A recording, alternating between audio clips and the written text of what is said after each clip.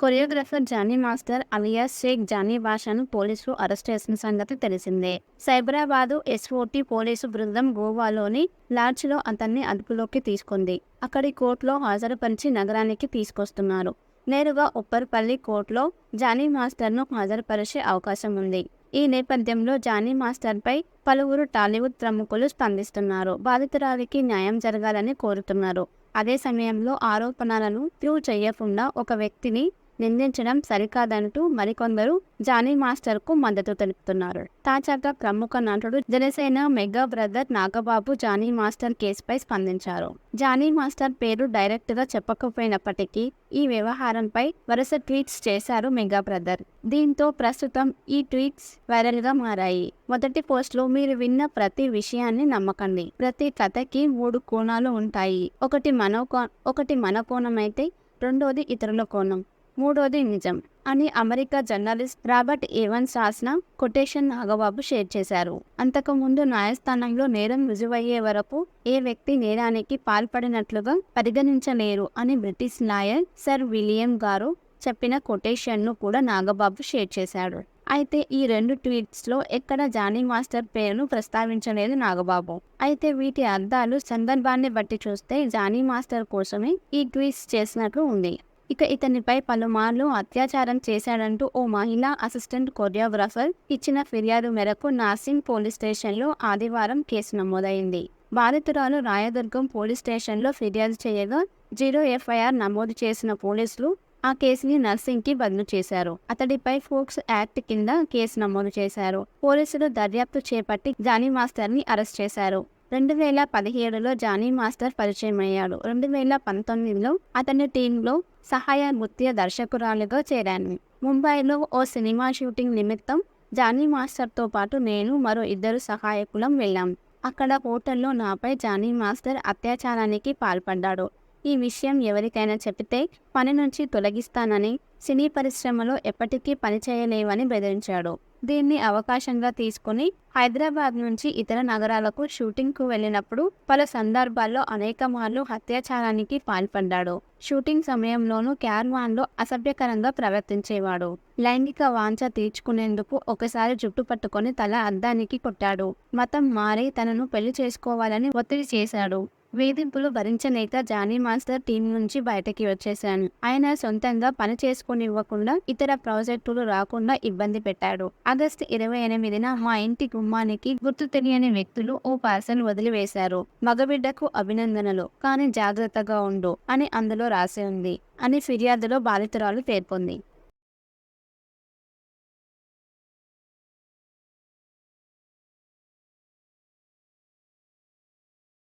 Choreographer Jani master alias Shaik Jani బాషాను పోలీసులు arrest చేసిన సంగతి తెలిసిందే.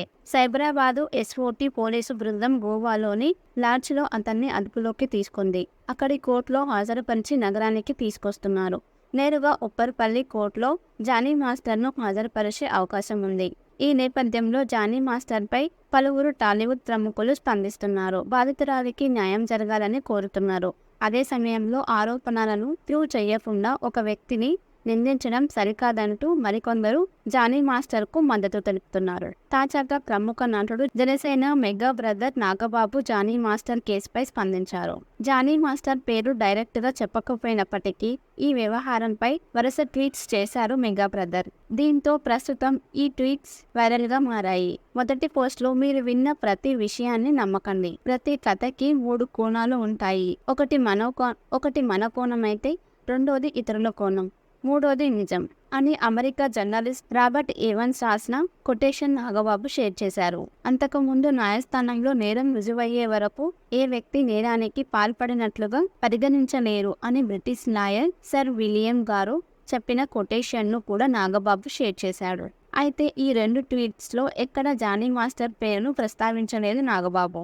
అయితే వీటి అర్థాలు సందర్భాన్ని బట్టి చూస్తే జానీ మాస్టర్ కోసమే ఈ ట్వీట్స్ చేసినట్లు ఉంది.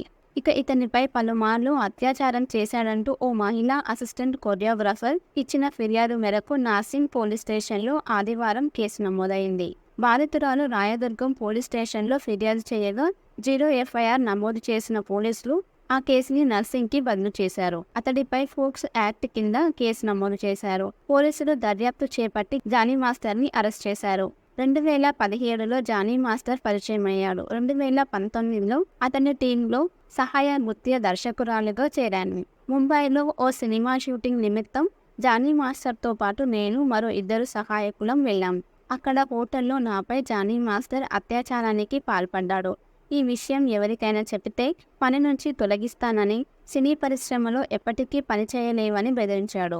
దీన్ని అవకాశంగా తీసుకుని హైదరాబాద్ నుంచి ఇతర నగరాలకు షూటింగ్కు వెళ్ళినప్పుడు పలు సందర్భాల్లో అనేక మార్లు అత్యాచారానికి పాల్పడ్డాడు. షూటింగ్ సమయంలోనూ క్యారవాన్లో అసభ్యకరంగా ప్రవర్తించేవాడు. లైంగిక వాంఛ తీర్చుకునేందుకు ఒకసారి జుట్టు పట్టుకొని తల అద్దానికి కొట్టాడు. మతం మారి తనను పెళ్లి చేసుకోవాలని ఒత్తిడి చేశాడు. వేధింపులు భరించలేక జానీ మాస్టర్ టీం నుంచి బయటకి వచ్చేశాను. ఆయన సొంతంగా పని చేసుకోనివ్వకుండా, ఇతర ప్రాజెక్టులు రాకుండా ఇబ్బంది పెట్టాడు. ఆగస్టు 28న మా ఇంటి గుమ్మానికి గుర్తు తెలియని వ్యక్తులు ఓ పార్సల్ వదిలివేశారు. మగబిడ్డకు అభినందనలు, కానీ జాగ్రత్తగా ఉండు అని అందులో రాసి ఉంది అని ఫిర్యాదులో బాధితురాలు పేర్కొంది.